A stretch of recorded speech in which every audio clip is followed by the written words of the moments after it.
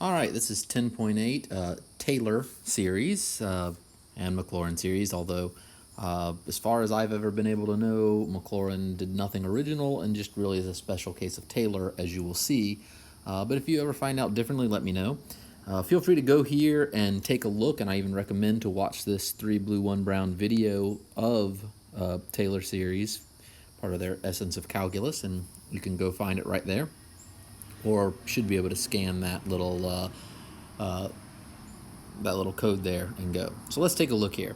So to start with our definition of a Taylor series, basically we need f to be a function with derivatives all of orders throughout some interval containing a as an interior point, and then the Taylor series generated by f at x equals a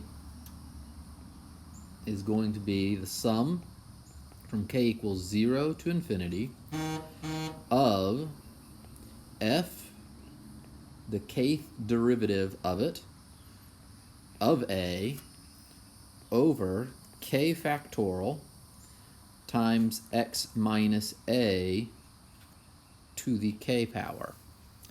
And doing this will give you a nice series where at first you have the k being 0, so it's no derivative at all, which means it's just f of a over top of 0 factorial, and then you have 0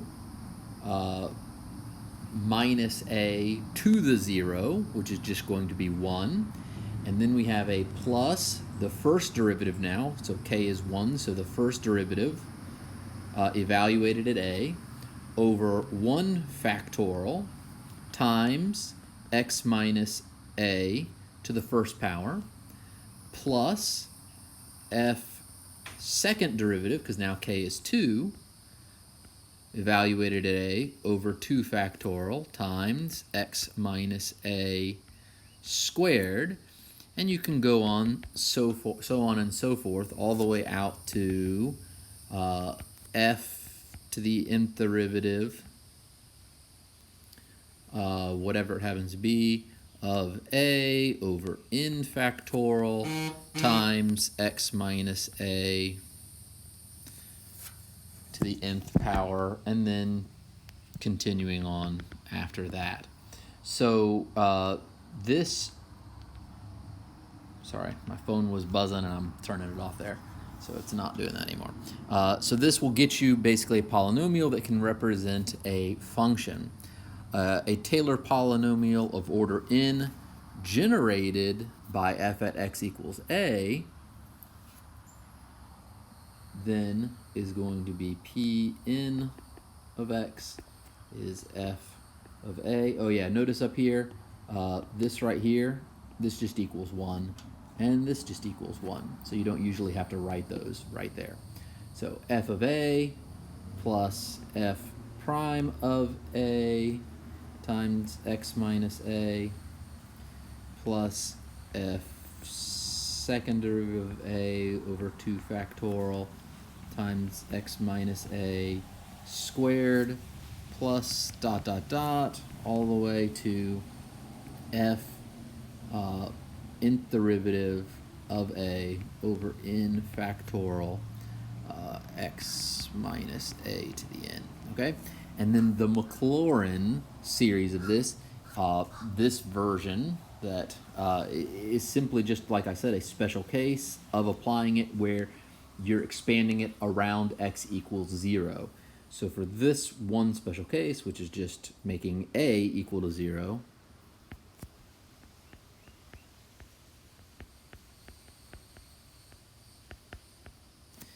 we're going to get k equals 0 to infinity, the kth derivative of 0 over k factorial.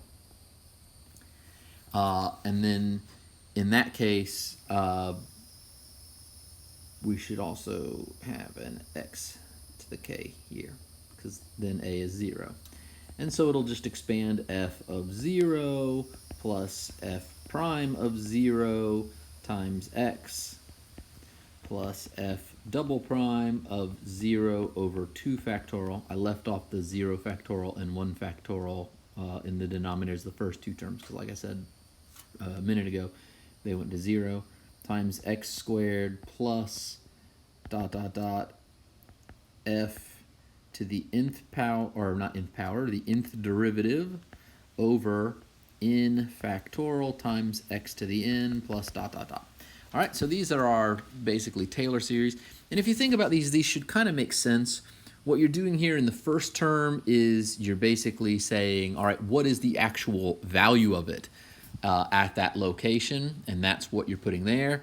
And so that's going to basically be like a straight horizontal line. And then after that, you're saying, well, what's the first derivative? There should be a little bit of an angle there to it. And then you start going to the higher order derivatives and finding out more and more of the behavior of the function in that area. Well, is it curving up? Is it curving down? What is it doing like in that location? And you're also reducing how much each successive term contributes by dividing it by the factorial. So that's actually going to reduce back how much it's going to actually count toward our final polynomial, because if we get to the higher and higher order ones, if we end up with like other things, it's going to just matter a little bit less and less to actually what's going on there. So we divide by those factorials to reduce how much of an impact they have. So let's take a look here. I also wanted to actually point out real quick something from the last lecture, which we did live on Zoom. I think I forgot to say this part, but if you look at the tangent of pi over 4, that equals 1. And then in the last video, we had found the actual arctangent. So if we look at this, we can get that pi over 4 equals the arctangent of 1. And this is used a lot in computer programming to get a very good value for pi, because it just tells you that pi is equal to the 4 times the arctangent of 1. Well, in the last video, if you noticed, we actually had a series, right? We had a power series for the arctangent. And then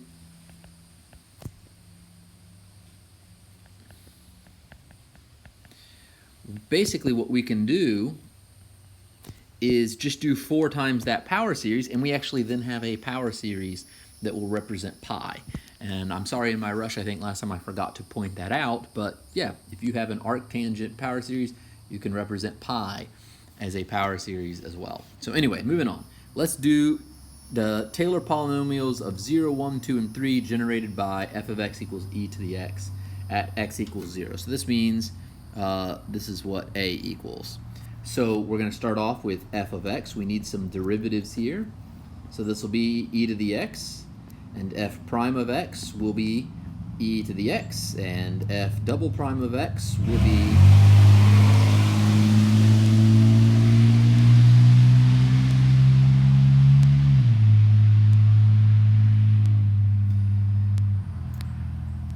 be e to the x, and f triple prime of x, sorry for that little interruption there, a loud truck there went through my neighborhood, will be e to the x.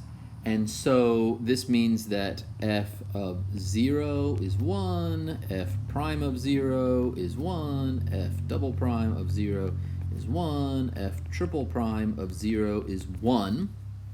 So this is about the easiest one we can do. And so then we can do P0 of x is going to be f of 0, which is just 1. And then we can do P1 of x, which is going to be P of 0 plus, so 1 plus, right? That's our P of 0, that's this. 1 plus f prime of 0 over 1 factorial times x minus 0, which is just going to be 1 plus x. And then we can do P2 of x, which will just be the 1 plus x from before, plus the second derivative at 0 over 2 factorial times x minus 0 squared. And so this will give us 1 plus x plus x squared over 2, right? So we brought that down for this part. And then P3, we're just going to repeat the last part, the 1 plus x squared over 2. And this time we need the plus the third derivative at 0 over 3 factorial times x minus 0 cubed. And that's going to ultimately equal 1 plus x squared over 2 plus x cubed over 6.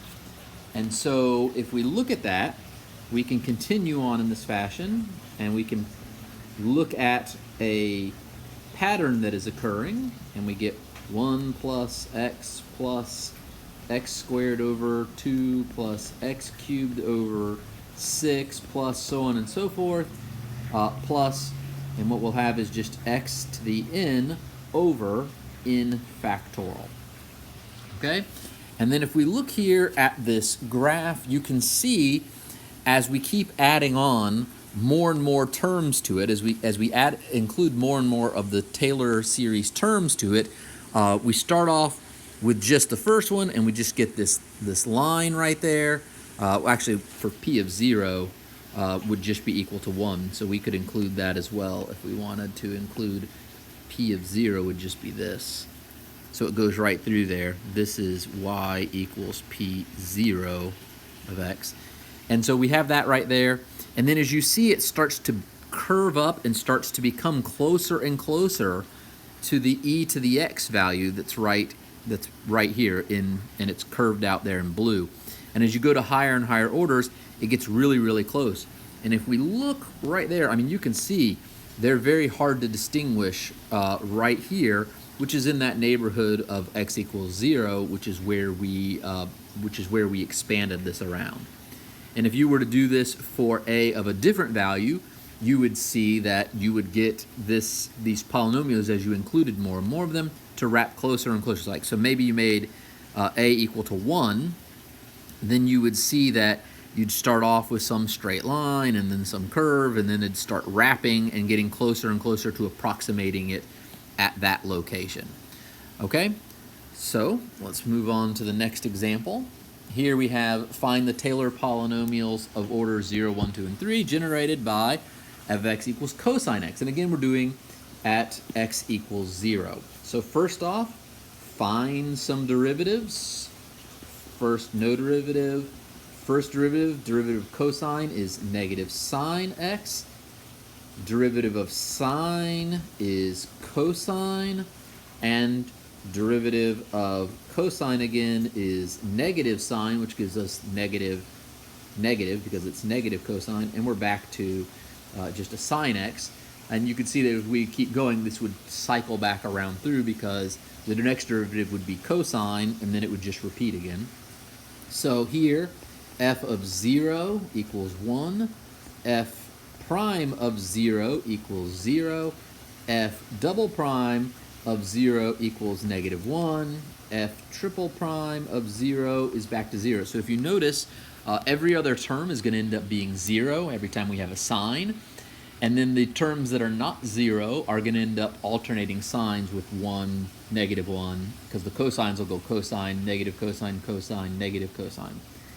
So we'll have a pattern going on for the signs and for which terms show up. So P0 of x equals f of 0, which is just going to be 1. P1 of x equals P0 of x, the 1 from above, plus f prime of 0 times x minus 0 over 1 factorial, which is just going to be 1 plus 0x, which is just 1. And then we've got P2 of x, which is just going to be our P1 of x, this value, and it's going to be done 1, like that. And then we have to do plus, and we'll do our second derivative, f double prime of 0, over 2 factorial times x minus 0 squared now for this term. And if we look back above, we end up with 1 plus the second derivative was -1, so actually this is going to become a minus sign, and -1 over 2 factorial, so that's 1 times the x squared. I'm not going to need that. 1 times x squared over 2, which is the 2 factorial. And so that gets us that term. And if we go ahead and do one more, we should just, we should maybe start to see what's going on here. And so we'll do, if we do p of 3, remember that it's going to be 0 again, so we're going to lose that. So we're going to skip ahead and do p4 of x, which, following our patterns, should be pretty good. It should be p3, which p3 equals p2. So this is just because of the next term being 0. This is 1 minus x squared over 2 plus the 4th derivative, all right, of 0 over 4 factorial times x minus 0, and this time to the 4th power. And so what we end up with here is a 1 minus x squared over 2 plus x to the 4th over 24. That's 4 factorial. And then we can keep going on like this, and we'll basically find that Pn of x is equal to the 1 minus x squared over 2 plus x to the 4th over 24 plus dot dot dot plus -1 to the n power. That'll give us our alternating signs. And then we have x, we're going to put 2n up here. And 2n is always going to be an even number, because anything multiplied by 2 is even. So even odd numbers, because if you add an odd and an odd, you get an even. If you add an even and even, you get an even. So anything by times 2 is even. So 2n factorial. And that's what that one's going to look like. And you can see here, this one gets a little bit crazier, but you start with P0, and then you start adding on P1. And as you see, as you continue on out to higher and higher ones, or not P1, but P2, P4, right, P6, P8, we're slowly starting to get this, and hopefully you can see it in there. This is the actual function, the cosine function. I didn't trace that very well. This is the actual cosine function right there. And notice, as we go out to higher and higher terms, how it really starts to follow it out and really starts to fit it more and more. And so the more terms you take, the better you're going to be able to approximate this. All right, so the last thing we want to do is, and you can go try some of these, they're pretty fun to do. And even, in fact, try doing the arctangent one if you want, because we had the result in the last video, so you'll be able to check yourself from notes from the last section. So let's do here, we're going to find the Taylor series. I don't know if I should be doing that, but anyway. The Taylor series for a equal to 0, for a equals 0, basically right there at x equals 0. So what happens if we approximate a polynomial with this? Well, let's try it. F of x is equal to x cubed minus 2x plus 4. We need to do our first derivative, which will be 3x squared minus 2. Our second derivative, which will be 6x, and then our third derivative just goes on to being 6. And if we did another one, the fourth derivative, it would become 0, and it'd be zeros from there on out for any more derivatives. So f of 0, if we plug it in, is going to end up giving us 4. And f prime of 0 will give us -2. F double prime of 0 is just going to give us 0, and f triple prime of 0 is just going to be 6. And so we get our values right there. And if we go through and we look at just our first, taking only the first term in the series, we end up just with a 4. If we take the first two terms here, we end up with a 4 plus a -2 times x, which is just going to be 4 minus 2x. And so far, we're getting that. And then we're going to do P2 of x, and we get the same thing we had before, the 4 minus 2x, but now we add on the 0 over 2 factorial times x squared, and that's just going to be a 0, and you notice we have no x squared in our original function. And then the P3 of x is equal to the 4 minus 2x plus the 0, and then plus a 6 over 3 factorial times x minus 0, but then cubed. And if you work that out, that's going to end up being 4 minus 2x plus x cubed, because 3 factorial is 3 times 2 times 1, which is 6, and those will cancel out, which if we just slightly rearrange, this is x cubed minus 2x plus 4, which is just what we started with right there. All right, so that's pretty much it for this one. Again, sorry for the loud noise in between. I don't know what that was driving through the neighborhood there, but it did, and it was loud. So anyway, let me know if you have any questions on this, and we can go over it next time we have class. All right, take care.